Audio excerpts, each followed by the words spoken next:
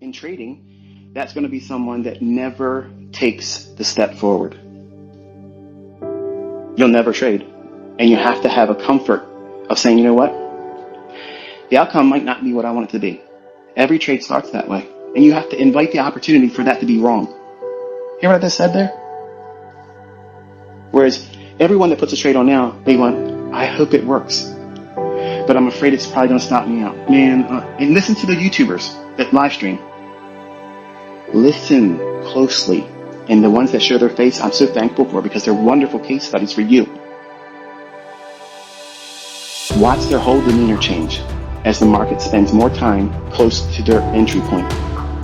See, my trades, what I'm teaching you to do is you're going to be entering in the market where the market leaves your entry soon. It doesn't spend time around it a lot. And the surest thing you can do in the beginning while you're learning how to trade and reading the tape is notice that when you think, okay, the market should go up or should it go down here, if it doesn't immediately start to respond that way, chances are you're probably wrong. Would you have the willingness to kill that trade, eat the commission cost and whatever underneath the spread or any small little drawdown, would you be willing to take that? Or are you the person that's going to say, even if I'm wrong, I'd still like to be able to get my stop to break even? You're worried about money. You're worried about not losing money. You're worried about being perfect. You're worried about never taking a loss. And that is going to invite the very thing happening. You don't understand that right now. Hearing it sounds like that can't be true. But that's exactly what it is. If you're afraid to make money because you're afraid of losing money, you're never going to make it as a trader. Because every trade that you open up is a losing trade that you have to trade your way out of. You're underneath the commission cost as soon as you put the trade in. Boom, you have whatever that cost is, the spread. You have to overcome that if you're trading in the Forex market.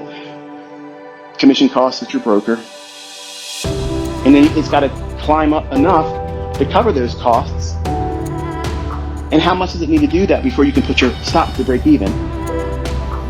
And just because it's going to break even, just static price action and redelivery is going to stop you out. You try to chase too fast, so the stop loss is too tight. The process is seeing how you feel when you're watching price action. Do you turn it into a love story? Like, oh man, this is perfect. This is love at first sight. This fair value gap, I saw it. I walked in, there it was. The euro dollar sitting right there in the New York Hill Zone. She was fine. Look at that. Girl, turn around. Let me see what you got in the back. Oh my goodness. I'm in there. Tap. You're in that fair value gap. It's starting to run. You covered the dealing spread. Your stop loss.